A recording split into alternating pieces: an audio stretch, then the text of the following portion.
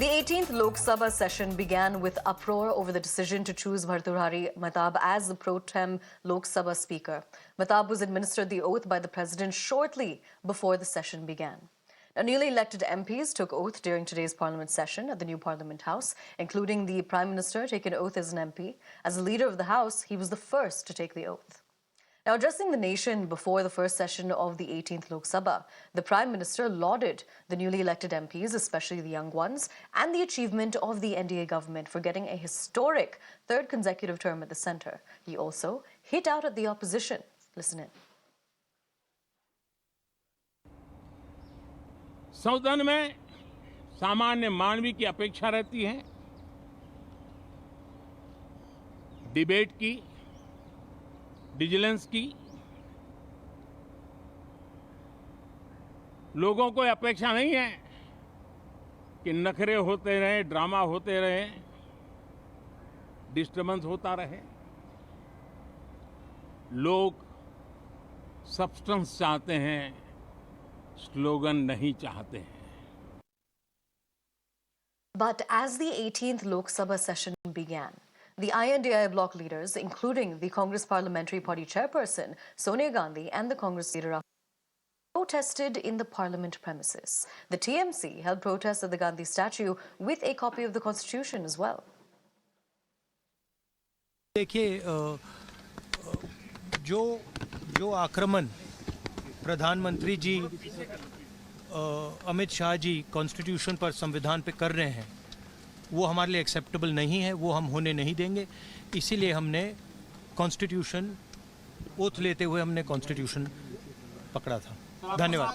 Thank you. हमारा संदेश जा रहा है। हिंदुस्तान के कॉन्स्टिट्यूशन को कोई शक्ति नहीं छू सकती है। धन्यवाद। मोदी जी संविधान को तोड़ने की कोशिश किए, इसीलिए आज सभी पार्टी के नेता लोग एक होकर ये जो प्रोटेस्ट कर रहे हैं। और यहाँ पर जो गांधी स्टैचू थी और वहीं पर हम प्रोटेस्ट कर रहे हैं। नेहरू, बाबा साहब अम्बेडकर की वहाँ थी और गांधी जी की यहाँ थी। यानी हर नॉर्म्स को, डेमोक्रेटिक नॉर्म्स को तोड़ रहे हैं।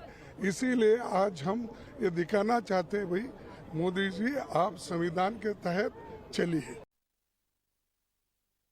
We are opposing BJP's efforts to destroy the constitution, to amend it beyond recognition.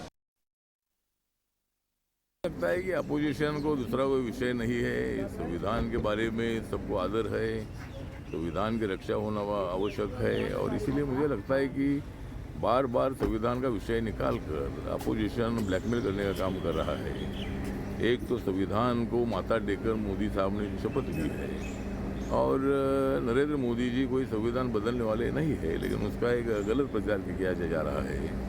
तो अपोजिशन ने बार बार संविधान का विषय नहीं उठाना चाहिए। My colleague Himanshu now joins us. Himanshu ji, parliament तो स्ट्रोमी सेशन पे शुरू हुई थी, तो आप बता सकते हैं कि खेओस के बारे में और प्रोटेस्ट के बारे में और डिटेल्स दे सकते हैं? जी बिल्कुल। देखिए, 18वीं लोकसभा का विशेष सत्र जो है वो आज शुरू हुआ है 24 तारीख को।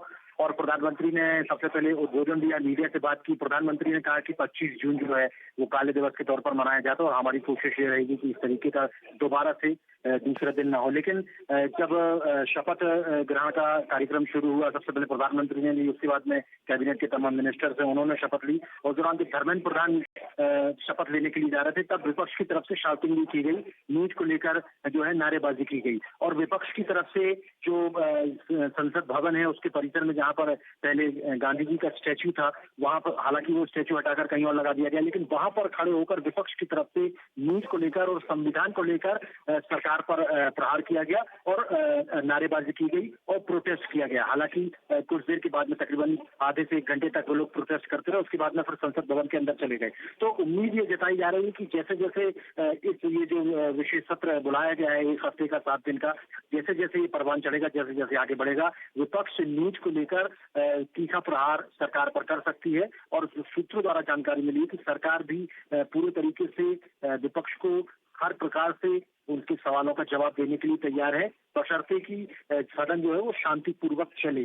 अब देखने वाली बात है कि जैसे जैसे सदन की कार्रवाई आगे बढ़ेगी, दिन आगे बढ़ेंगे, शपथ के बाद में जब प्रधानमंत्री को उद्बोधन होने वाला होगा, उसके बीच में क्या कुछ विपक्ष की तरफ से मांग होती है, ये देखने वाली बात होगी।